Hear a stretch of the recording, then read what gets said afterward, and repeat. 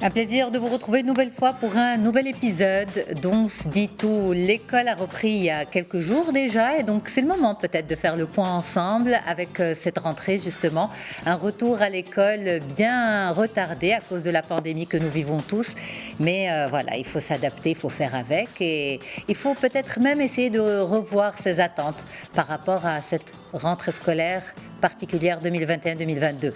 On va parler aussi petit déjeuner et alimentation. Le petit déj pour justement démarrer une journée en forme, surtout pour les enfants. Est-ce que c'est toujours un repas d'actualité? Est-ce que c'est toujours un repas très important? Eh bien, on fait le point tout de suite avec vous, docteur Karim Louali. Comment ça va, docteur? Vous êtes médecin nutritionniste. Un plaisir de vous avoir. C'est toujours un plaisir d'être parmi vous. Merci docteur. Alors dites-nous, pendant très longtemps, on a dit que le petit déjeuner était le repas essentiel du matin, de la journée même, puisque grâce au petit déjeuner, eh bien, les enfants avaient le carburant nécessaire pour démarrer leur journée sereinement. Est-ce que c'est toujours d'actualité? Est-ce qu'il ne faut jamais envoyer un enfant à l'école avant d'avoir pris son petit déj? Effectivement, aujourd'hui, le petit-déj n'est plus devenu à la mode, hein. Les régimes intermittents, avoir 2 repas par jour. Les études montrent bien que le pourcentage de gens qui ne prennent pas le petit déjeuner est de plus en plus croissant, surtout chez les jeunes, les adolescents, hein. Ils dorment plus tard, il y a plus de tablettes, d'écrans, donc forcément un réveil qui se fait un tout petit peu plus tardivement. Et donc, c'est le temps. C'est la diversification qui n'est pas là, c'est un repas qui est d'habitude monotone, c'est la convivialité qui n'est pas là parce que d'habitude chacun se réveille, prend ce qu'il veut et donc c'est plus ce repas familial à table. Donc tout ça font qu'aujourd'hui le petit déjeuner est de plus en plus délaissé. Alors que disent les études sur ça? Donc généralement, en termes de calories, il n'y a pas d'impact. Je m'explique, c'est-à-dire que même si je mange 150 calories en moyenne de plus au déjeuner, quand je ne prends pas mon petit déjeuner. Sur l'ensemble de la journée, je dîne moins et en fait, je réduis de 400 calories mon apport journalier quand je saute mon petit déjeuner le matin, même si au déjeuner, je prends plus. Ok, Ça, mais c'est pardon, les mais ça études c'est qui pour le prouvent. les enfants aussi ou que pour les adultes, docteur? C'est pareil, c'est C'est pareil. pareil, ok. Généralement, dans la journée, on mange moins de calories quand on sente le petit déjeuner, mais attention, ça ne veut pas dire que je ne vais pas grossir si je mange moins de calories. Donc c'est Ok, ça mais la par rapport aux contradiction qu'il y enfants en a. particulier, on pense, quand on parle petit déjeuner, on pense surtout énergie, vitalité pour être en forme à l'école, bien concentré, etc. Donc on va laisser prendre du poids de côté, on va peut-être vraiment s'intéresser vraiment à ce qui est le plus important pour les enfants en tant que parents. Oui, Quand on envoie nos enfants à l'école le ventre vide, on culpabilise quand même. On se dit, est-ce qu'on n'a pas il suffisamment faut, insisté? Il faut culpabiliser, donc oui. oui, il faut culpabiliser. Pourquoi? Parce que le corps, il a un rythme qui est assez dicté. C'est l'horloge interne. Et on sait très très bien que, par exemple, le métabolisme du corps arrête de digérer à 22h30, c'est pour ça qu'il faut dîner à 20h, que la température la plus froide se fait plutôt le soir, et que le retour de la digestion, le retour du travail de l'intestin, il commence à 8h30 du matin. Donc, alors, ce qu'il faut savoir, que le corps le soir ne brûle pas, et donc forcément que le matin, si je ne donne pas de petit déjeuner aux enfants, ils vont se retrouver à puiser, à faire de la néoglucogénèse, et donc à puiser dans leurs muscles pour dégager de l'énergie ou de la graisse, pour dégager de l'énergie. Et donc, les études nous ont été claires pour les enfants. Si on ne prend pas de petit déjeuner, on a des enfants qui font des coups de pompe à 10h, 11h, des manques de concentration, parce que dans une horloge, le meilleur moment de la concentration, c'est 10h. Le D'accord. meilleur moment de la coordination, c'est 14h. Et le meilleur moment de la force musculaire, c'est 17h. Ok, Et alors donc, juste forcément, un petit détail. Quand vous dites concentration, ça je comprends. 10 heures. Coordination, coordination de quoi? des mouvements, Ah, c'est-à-dire ok, la ok, ok, coordination des ok, mouvements. ok. Et la meilleure force physique, c'est à 17h. 17 heures. Donc forcément que le matin, les enfants qui sautent leur petit déjeuner se retrouvent avec des coups de pompe à 11 heures, des baisses de concentration. Et il y a eu même des études qui parlaient d'agressivité, de diminution de rendement scolaire.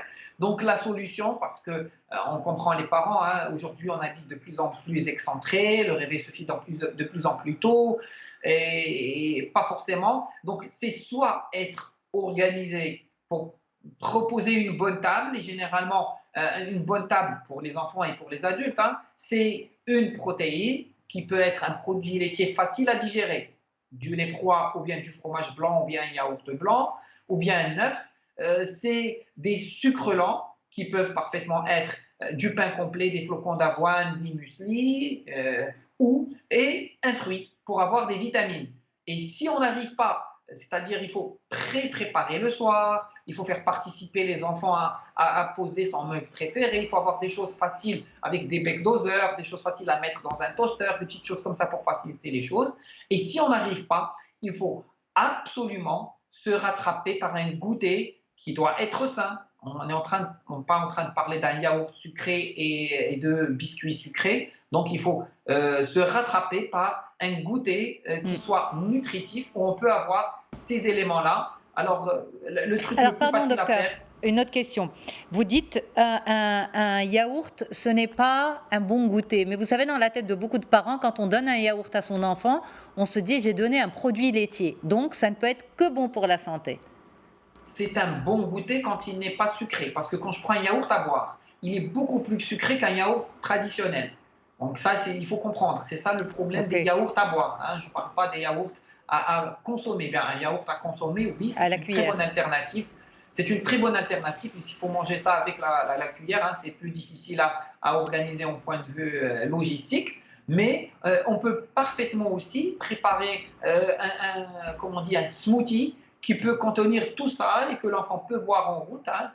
On peut parfaitement mettre des graines dans un smoothie, on peut mettre des morceaux de fruits dans un smoothie, on peut utiliser du riz dans un smoothie pour avoir des féculents ou bien des flocons d'avoine.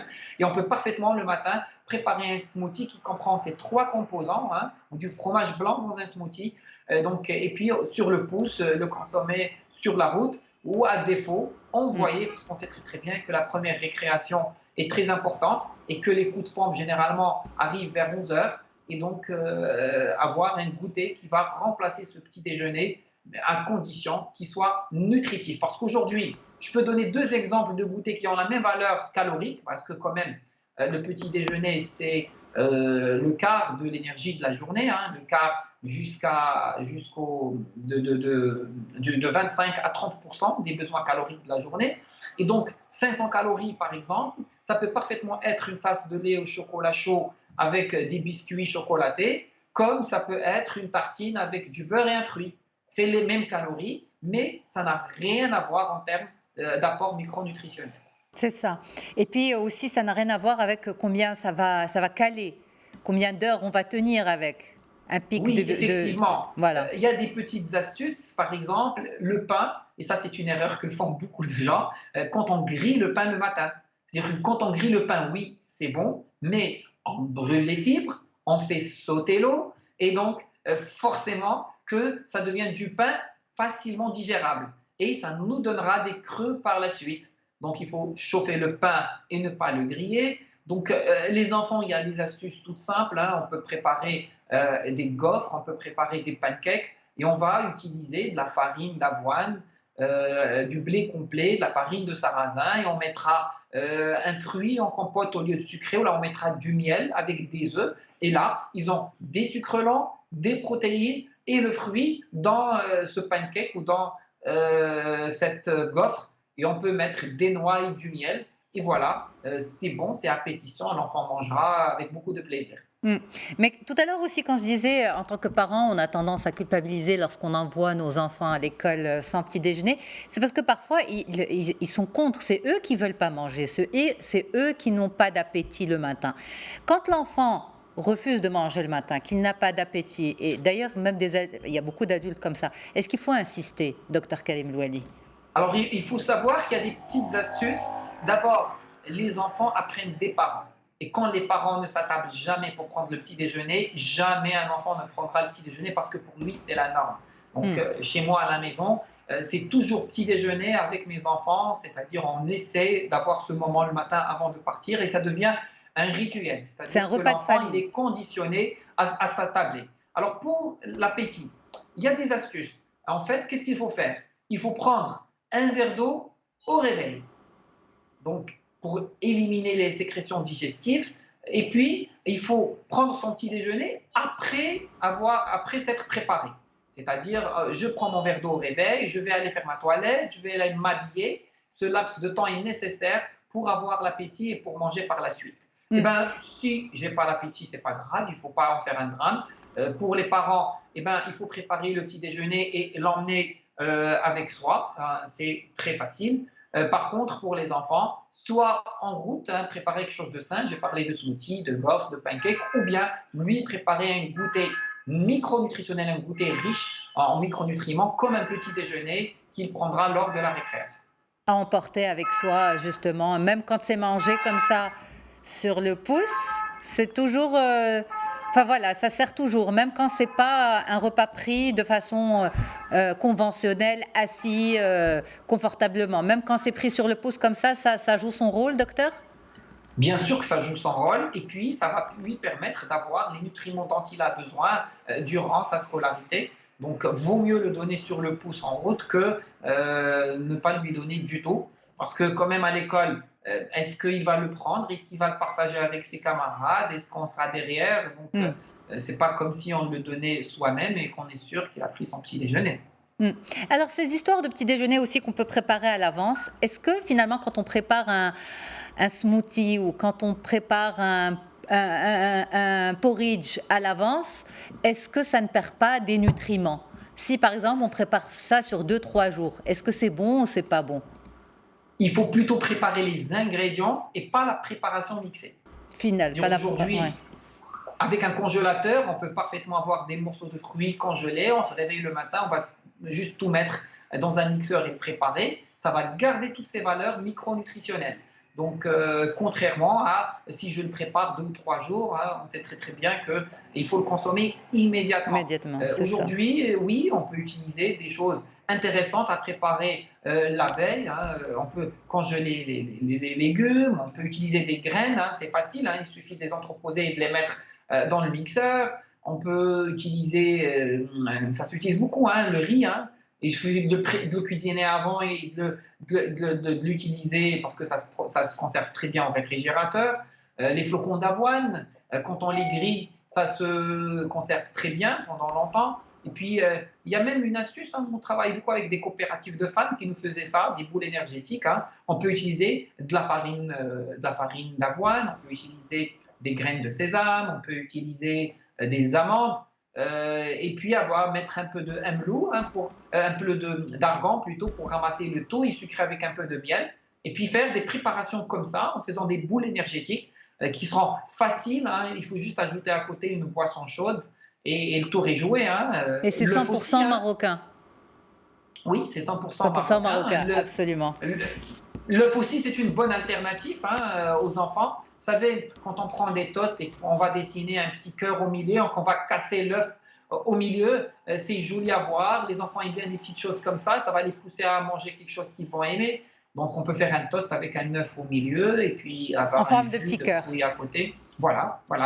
Merci pour l'idée, docteur. Merci infiniment pour l'idée, docteur Karim Louali. Merci pour cet entretien. On vous libère et moi j'ai le plaisir tout de suite de retrouver sans plus tarder Zineb Lamati qui est coach. Bonjour Zineb, comment ça va? Ça va, merci, super bien. Un plaisir de vous avoir. Alors l'école a repris depuis quelques jours déjà. C'est vrai que la rentrée a été bien décalée de plusieurs semaines. On l'attendait tous, je pense, qu'elle reprenne cette école, que ce soit les adultes ou même les enfants. Maintenant, il faut se rendre à l'évidence que ça fait quelques mois déjà, pratiquement 18 mois, que la scolarité de nos enfants se retrouve un petit peu perturbée. Quel bilan il faut faire pour le démarrage de cette année scolaire? C'est-à-dire, est-ce qu'on arrive avec les mêmes attentes en tant que parents? Est-ce qu'on doit attendre la même chose, le même rendement, la même efficacité de la part de nos enfants, Zineb Lamati? Alors déjà, de la part des parents, on attend surtout que la vie reprenne dans un bon bateau de croisière, à savoir un sommeil qui prend forme, un rythme à la maison qui soit constant, équilibré, avec des heures d'entrée, des heures de sortie. Les plus petits, qu'ils recommencent à faire leur sieste à l'après-midi. Les collégiens, qu'ils reprennent les devoirs, qu'ils reprennent, si vous voulez, le rôle auquel ils sont menés à avoir, c'est celui de collégiens, d'écoliers. Et puis, évidemment, nous, les parents, on veut qu'il y ait justement ce rythme, si vous voulez, constant, qui nous permet de programmer les devoirs, qui nous permet de programmer des heures de dîner, qui nous permet. Donc, ce que je veux dire par là, c'est qu'il y ait justement un équilibre dans notre vie, dans la vie qu'on attendait. Après, avec cette reprise-là, heureusement, tout prend forme, les réveils matinaux. On est plus en attente par rapport à l'école, par rapport à ce que le programme puisse se mettre en place, qu'il n'y ait pas de retard par rapport à ce mois de septembre qui a été banalisé. On attend plus, si vous voulez, que l'école essaye de rattraper le retard. Et puis surtout qu'il n'y ait pas une forme d'accélération forcée et qu'il y ait trop d'exercices, trop de travail, mais que ce soit bien équilibré sur le temps. Donc voilà, ça c'est déjà un point très important à prendre en considération et à garder en tête. On ne peut pas attendre de nos enfants, ni bien sûr aussi des structures scolaires, d'accélérer les choses et de rattraper le temps. Combien il faut de temps selon vous pour rattraper le retard ? Parce que chaque année, depuis 2020, j'imagine que les enfants terminent avec certaines lacunes, parce qu'il n'y a pas eu de présentiel à 100%, parce que voilà, il y a eu peut-être des personnes touchées dans l'entourage, des enseignants, des parents, des enfants eux-mêmes. Donc voilà, les lacunes se sont amassées. C'est une réalité, Zineb, non ? Les lacunes, oui, pour certains niveaux. Après, il y a des compensations. Par exemple, alors, par rapport à cette année, concrètement, il n'y aura pas de vacances en octobre, il n'y aura que 5 jours. Donc, par rapport aux 2 semaines de vacances qui normalement sont établies d'année en année, cette année, ça sera que 5 jours. Donc, du coup, pour on va dire que le retard mission sera française.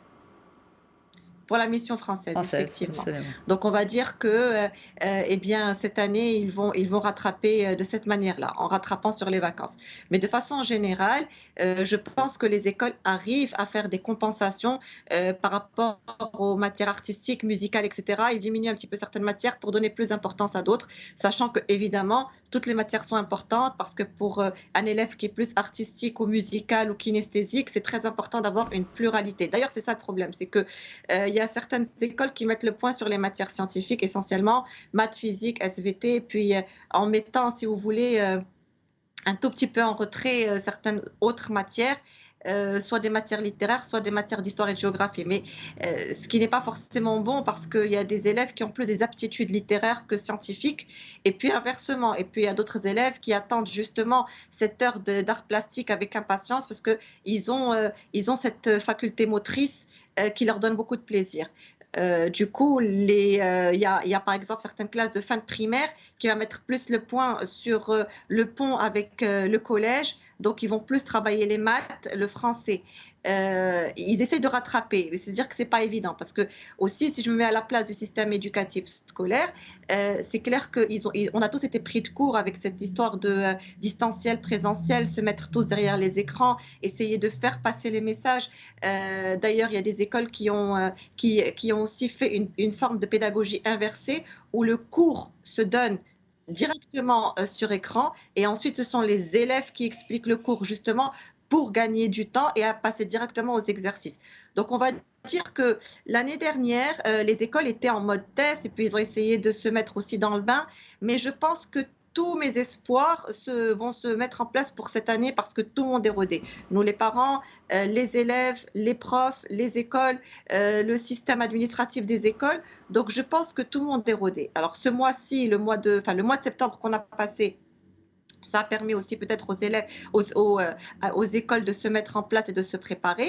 Et puis aujourd'hui, c'est aux parents d'essayer de se remettre dans le bain. Là, on est déjà une semaine d'école. Donc, si vous voulez, la semaine la plus difficile, c'est celle-ci. avec les réveils, avec vouloir mettre en place le système de sommeil, avec un certain rythme. Aujourd'hui, je pense que le plus difficile est en ce moment et il faut surtout rester dans cette constance d'éliminer les écrans, d'essayer d'organiser les enfants pour qu'après l'école, après le goûter, ils arrivent tout de suite à commencer leurs devoirs, de leur donner une forme d'autonomie. Justement, ce point est très important, Zineb Lamati. Vous faites bien de le soulever parce que les enfants se sont habitués depuis les vacances d'été, plus ce mois d'extension de vacances, à vraiment ne pas vraiment être dans un cadre. Est-ce que ça complique les choses pour les parents ? Est-ce que cette année, il faut s'attendre à encore plus d'efforts de notre part à nous pour essayer de faire rentrer les enfants dans le droit chemin de l'organisation ? C'est très difficile pour les parents parce que je vois leur inquiétude lorsqu'ils viennent au centre de coaching scolaire. L'année d'avant, c'était une année assez étrange où l'année a commencé sur une forme d'une scolarité hybride. Et là, cette année, c'est 2 mois de vacances plus 1 mois supplémentaire. Et personne n'était préparé à ce mois supplémentaire. Maintenant, évidemment, on fait confiance au gouvernement marocain, c'est lui qui a mis en place tout ça, et puis à juste titre. Cependant, il faut recommencer les activités parascolaires, il faut recommencer, si vous voulez, donc à mettre en place des tableaux d'organisation sur à partir de l'heure à laquelle l'enfant arrive de l'école et l'heure à laquelle il va dormir. Il faut vraiment se mettre si vous voulez, en alarme. Quand je dis ça, c'est que par exemple, il ne faut pas laisser l'enfant se mettre en place tout seul. Il faut prendre les choses en main, qu'il soit au collège ou qu'il soit au lycée ou qu'il soit au primaire. C'est cette semaine-là où c'est très important que les parents, si vous voulez, s'informent pour les lycéens, s'informent pour les collégiens et s'impliquent davantage pour les enfants du primaire. Même si on pensait qu'ils étaient autonomes, qu'ils savaient se gérer, ils savent se gérer par rapport à leurs devoirs, à ce qui les attend, il faut quand même être derrière, même pour ce profil d'enfant. Il faut être derrière par rapport à cette année-là où justement ce mois a chamboulé toutes les petites habitudes qu'on avait. On a tous, enfin j'ai vu que les parents avaient tous un petit peu lâché en se disant c'est encore loin, la rentrée est encore loin. Là on y est, donc c'est nouveau pour tout le monde, trop de vacances. Trop de dilettantes, donc il faut, et je comprends tout à fait toutes les situations, qu'elles soient au niveau donc enfant ou qu'elles soient au niveau parent, mais là il faut juste tout simplement se dire que plus on organise, plus il y aura de l'autonomie, et plus on parle d'autonomie, plus on parle de bons moments, plus on parle de tout simplement de good time à la maison, de quality time, et donc du coup arrêter d'être derrière, arrêter justement quand il y a aussi une grande fratrie, il faudrait surtout aussi mettre en place tout ceci très tôt pour que tout rentre en place. Comme j'ai dit au début, il faut que le bateau de croisière prenne forme à partir de maintenant. Et puis là, on y est, la rentrée est là. Et puis, il faut en profiter. C'est vraiment très, très bien pour les enfants qu'ils retrouvent leur monde d'enfants et leur monde de collégiens et de lycéens, qui est un monde complètement adapté pour eux. Mais est-ce que vous pensez qu'ils arrivent avec beaucoup de lacunes pour cette rentrée scolaire ? Non, pas forcément. Non, pas forcément. Pas forcément. Non, pas forcément. C'est-à-dire que moi, je fais confiance au système scolaire. Ils font leur travail. Les enfants tôt, certaines écoles leur proposent d'être en présentiel à 100% pour qu'ils puissent être dans les groupes 1 et dans les groupes 2. S'il y a, c'est pas peut-être des lacunes, mais peut-être que pour certaines leçons d'histoire-géographie qui ne sont pas arrivées, c'est-à-dire qu'ils n'ont pas fini le programme d'histoire-géographie, mais après, c'est pas grave parce que ça se rattrape. Et puis aussi pour cette matière-là, d'année en année, c'est vraiment pratiquement les mêmes leçons, en plus avec une profondeur, avec une plus grande profondeur.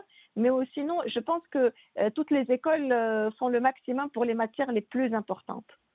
Eh bien, merci beaucoup pour toutes ces explications, Zineb Lamati. Merci infiniment. Vous nous avez dédramatisé la situation parce que c'est vrai que pas mal de parents ont demandé ces thématiques. Justement, on démarre une nouvelle année scolaire. Est-ce qu'il faut mettre les bouchées doubles, comme on dit, ou bien au contraire, il faut essayer de prendre les choses sereinement, de jouer son rôle de parent aussi, d'encadrant, d'être derrière son enfant pour l'accompagner sereinement, mais sans trop en faire. Et c'est ce que vous nous résumez justement. Merci beaucoup, Zina Belmati.